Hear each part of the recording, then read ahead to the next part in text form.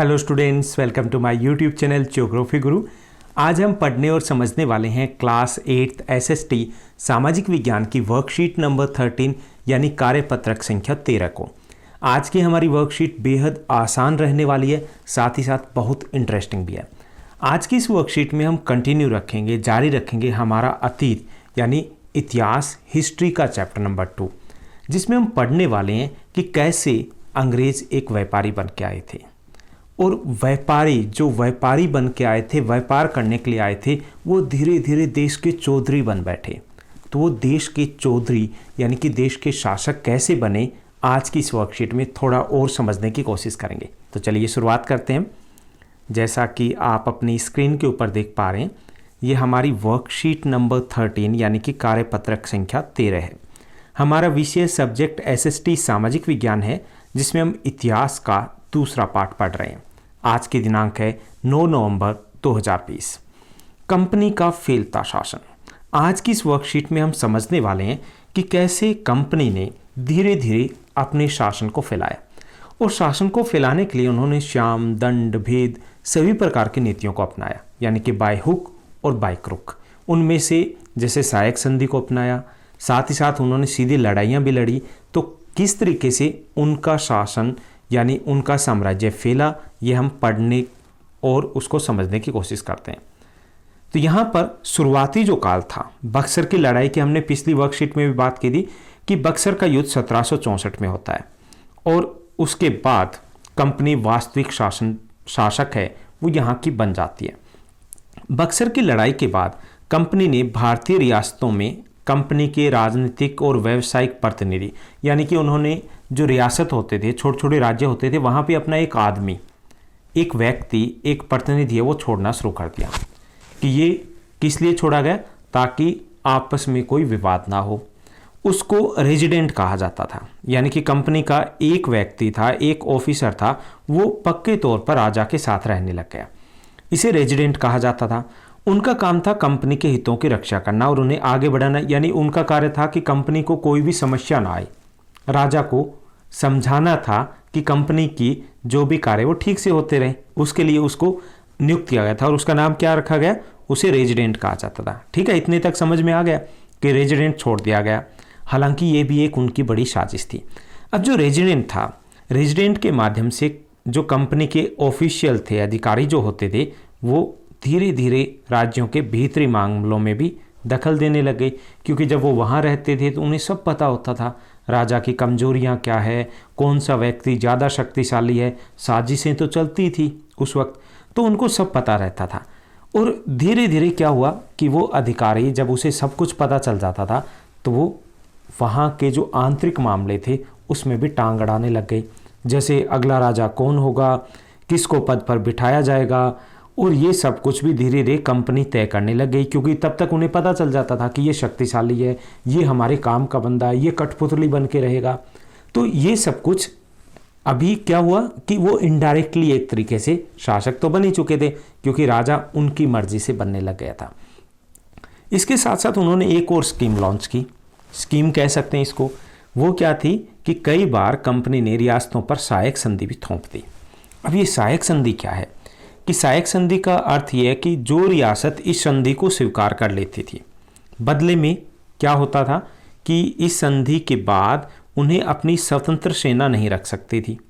यानी जिसने भी संधि को स्वीकार कर लिया तो उनको अपनी खुद की सेना वो राजा नहीं रख सकता था। अब बिना सेना के राजा कैसा?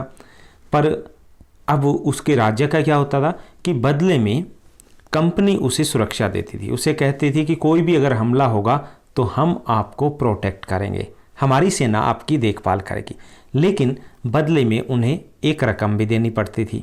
यानी बात तो वही हुई कि सेना तो होती थी, सेना को खर्चा भी देता था राजा, लेकिन सेना पे अब अधिकार राजा का नहीं होता था। अब सेना के ऊपर अधिकार उस रियासत का नहीं होता था, बल्कि अंग्रेज़ों का होता था। यानी उन राजाओं को पता ही नहीं चलता था कि कब वो गुलाम बन गए। वास्तव में वो गुलाम बन चुके थे और वो इलाका धीरे धीरे उन्हीं के कब्जे में आ चुका था, अंग्रेज़ों के कब्जे में। अगर भारतीय शासक रकम अदा करने में चूक जाते तो जुर्माने के तौर पर उनका इलाका कंपनी अपने कब्जे में ले लेती थी। अब राजा सिर्फ मुंह ताक सकते थे क्योंकि वो कोई एक्शन नहीं ले सकते थे। एक्शन क्यों नहीं ले सकते थे? क्योंकि उनकी सेना तो पहले ही उन्होंने रखनी छोड़ दी थी, उनके पास सेना ही नहीं होती थी, तो वो कठपुतली ही बन चुके थे। तो ये क्या थी? ये सहायक संधि थी, जो अंग्रेजों की एक चाल थी कि कैसे धीरे धीरे बिना युद्ध किए कब्जा किया जाए। ओके, और ये जो रेजिडेंट था, इसके माध्यम से धीरे धीरे वो कब्जा कर रही थी। तो ये वो तरीके थे कि युद्ध भी ना करना पड़े, यानी कि सांप भी मर जाए और लाठी भी ना टूटे। तो इस तरीके से धीरे धीरे अपने साम्राज्य को फैलाना शुरू कर दिया। जैसे हम उदाहरण देखते हैं सहायक संधि का, कि जब वेल्जली गवर्नर जनरल था तो उस समय अवध के नवाब ने 1801 में सहायक संधि को अपना लिया था, और 1801 में उन्हें अपना आधा इलाका था वो कंपनी को सौंपना पड़ा था। क्यों सौंपना पड़ा था? क्योंकि वो सहायक सेना के लिए रकम अदा करने से चूक गए थे, और इसी आधार पर हैदराबाद के भी कई इलाके छीन लिए गए थे। तो ये तो हमने समझा दो तरीके, कि रेजिडेंट के माध्यम से और सहायक संधि के माध्यम से धीरे धीरे अंग्रेजों ने अपने पांव पसारने शुरू कर दिए, अपने साम्राज्य का, अपने इलाके का विस्तार करना शुरू कर दिया। ओके, इसके साथ साथ दूसरा जो तरीका था कि जहां उन्हें जरूरत पड़ी, क्योंकि वो ताकतवर होते जा रहे थे धीरे धीरे, जहां जरूरत पड़ी वहां पर उन्होंने सीधी लड़ाइयाँ भी लड़ी, युद्ध भी लड़े। लेकिन युद्ध कहाँ लड़े? फूट डालो और राज करो की नीति के तहत। जब कोई अकेला रह जाता था, पहले उसको अकेला किया जाता था, और जब वो राजा अकेला रह जाता था तो उसके साथ लड़ाइयाँ होती थी, युद्ध होते थे। जैसे सीधी लड़ाइयों में हम दो उदाहरण लेते हैं, एक तो टीपू सुल्तान का और दूसरा हम लेते हैं मराठों का, यानी कि मराठों और मैसूर का। आरंभिक वर्षों में शक्तियाँ अर्जित करने के बाद कंपनी ने क्या किया? राजनीतिक और आर्थिक हितों पर खतरा दिखाई दिया, तो कई बार उन्होंने सीधा टकराव का भी सामना किया। यानी शुरुआत में नहीं किया था, धीरे धीरे उन्होंने थोड़े से ताकतवर बने, शक्तिशाली बने, कुछ राज्यों को अपने पक्ष में किया, और जब उन्हें लगा कि हम ताकतवर हो गए तब उन्होंने पीछे नहीं हटे और सीधी लड़ाइयाँ भी लड़ी। जैसे मैसूर का टीपू सुल्तान, मैसूर जो कर्नाटका में है, हैदर अली 1761 से 1782 तक वहाँ के शासक रहते हैं, और उसके बाद टीपू सुल्तान 1782 से लेकर के 1799 तक वहाँ पर शासक रहते हैं। उस वक्त मैसूर काफ़ी ज़्यादा शक्तिशाली था। एक मैसूर ही था जो अंग्रेज़ों के नियंत्रण में नहीं था, एक मैसूर ही था जो अंग्रेज़ों को आंखें दिखा रहा था, एक मैसूर ही था जो अंग्रेज़ों को धमका रहा था। और इसी ताकत के कारण उन्होंने कई प्रकार के ऐसे कदम उठाए जिसे अंग्रेज़ आग बबूला हो उठे। जैसे उन्होंने मैसूर रियासत में जितनी भी बंदरगाहें थी वहाँ से कंपनी के काली मिर्च और इलायची के व्यापार पर रोक लगा दी। कब? 1785 में उन्होंने उस व्यापार को रोक दिया। साथ ही साथ उन्होंने स्थानीय जो सौदागर थे, व्यापारी जो थे, उनको भी कंपनी के साथ व्यापार करने से रोक दिया। साथ ही साथ सुल्तान ने फ्रांसीसी जो अंग्रेज़ों के शत्रु थे उनके साथ भी अपने घनिष्ठ संबंध मजबूत किए और अपनी सेना को भी मॉडर्नाइज कर दिया, आधुनिकरण, तोप वगैरह है उनका अरेंजमेंट कर दिया। अब अंग्रेज़ों को मिर्ची लगनी थी, क्योंकि ना तो उनको व्यापार करने दिया जा रहा था, दूसरे उनके शत्रु थे, उनके साथ उनके अच्छे संबंध थे। अब इसी कारण मैसूर के साथ अंग्रेज़ों के 4 युद्ध होते हैं। पहला 1967 से 69 तक चलता है, जो कि लगभग बराबरी पे छूटता है। दूसरा 1780 से 84 के बीच में चलता है, जिसमें जो मैसूर है उसकी हार होती है। तीसरा 1790 से 92 के बीच में चलता है, जिसमें भी मैसूर की हार होती है। और चौथा 1799 में चलता है। इस चौथे युद्ध में जो श्रीरंगपट्टनम की जंग थी उसमें टीपू सुल्तान मारे जाते हैं, और मैसूर का राजकाज है वो पुराने वोडिया राजवंश के आंतों में सौंप दिया जाता है, जो कठपुतली राजा बना दी जाते हैं। और सहायक संधि सौंप दी, मतलब मैसूर को अपने कब्जे में ले लेते हैं, और इस बार अपने बल पर, यानी लड़ाई के द्वारा। तो ऐसे वो अपने राज्यों को आगे बढ़ाने के लिए दोनों तरीकों को अपनाया, शांति से भी, चालाकी से भी, और दूसरा था युद्ध नीति से, यानी कूटनीति और युद्ध नीति दोनों साथ साथ चल रही थी। अब हम देखते हैं मराठों को कैसे उन्होंने, मराठा जो शासन था उसको भी उन्होंने धीरे धीरे अपने साम्राज्य में शामिल कर लिया था। अब मराठा उस वक्त सबसे अधिक शक्तिशाली थे मुगल वंश के बाद। 18वीं शताब्दी के आखिर में कंपनी मराठों की ताकत को भी काबू और ख़त्म करने में सोचने लग गई, क्योंकि उन्हें पता था कि अगर देश के ऊपर शासन करना है तो मराठों को भी बाहर निकालना पड़ेगा।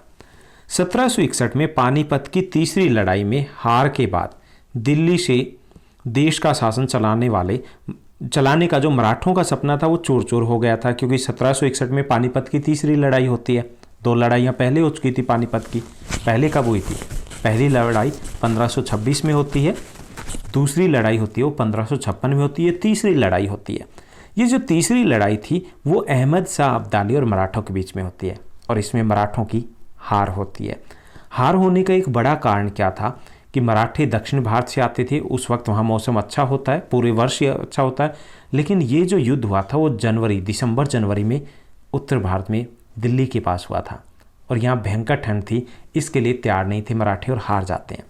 तो इसके कारण मराठे ऑलरेडी इस लड़ाई के कारण कमज़ोर हो चुके थे और वो कई राज्यों में भी बंट चुके थे, उनमें आपस में फूट पड़ चुके थे, जैसे सिंधिया, होलकर, गायकवाड़, भोंसले, ये 4 अलग अलग राजवंश में बंट चुका था मराठा शासन।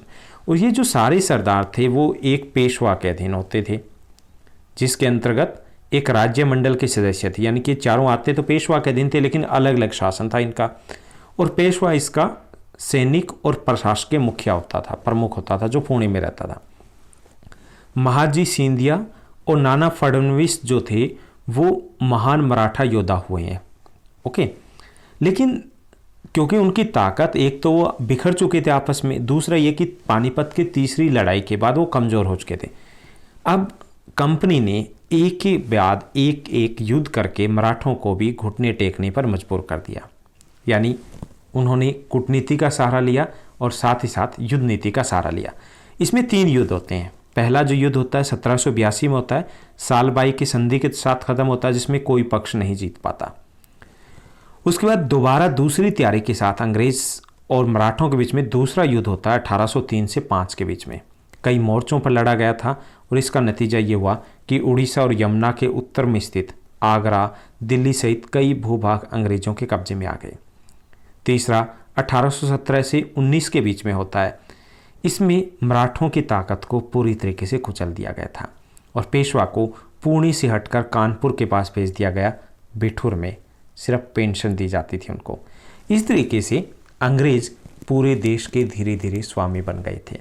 तो यहाँ पे हमने देखा कि अंग्रेजों ने कूटनीति और युद्ध नीति दोनों का सहारा लिया और साथ ही साथ सबसे बड़ी जो कामयाबी का उनका राज था वो था फूट डालो और राज करो, और इसी के कारण वो एक अपनी मुट्ठी भर सेना के बल पर देश के शासक बन गए थे।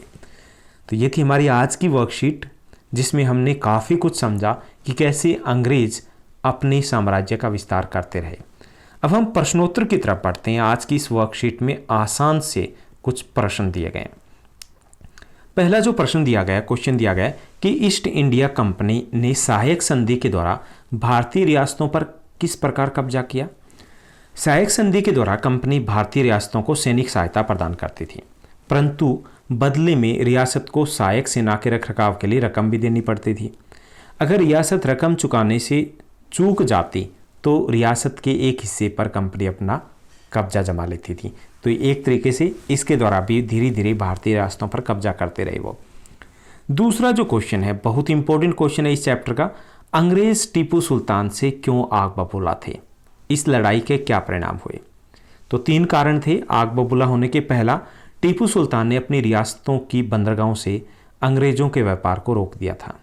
दूसरा, सुल्तान ने स्थानीय व्यापारियों को भी कंपनी के साथ व्यापार करने से रोक दिया था। तीसरा, टीपू सुल्तान की फ्रांसीसियों से भी घनिष्ठ संबंध थे। इस बात से अंग्रेज आग बबूला थे और इसी कारण से अंग्रेजों के मैसूर के साथ 4 युद्ध होते हैं और अंत में विजय अंग्रेजों के हाथ लगती है। तीसरा जो प्रश्न दिया गया कि मराठा संघ के प्रमुख राजवंश कौन से थे, यह संघ किस प्रकार से शासित था।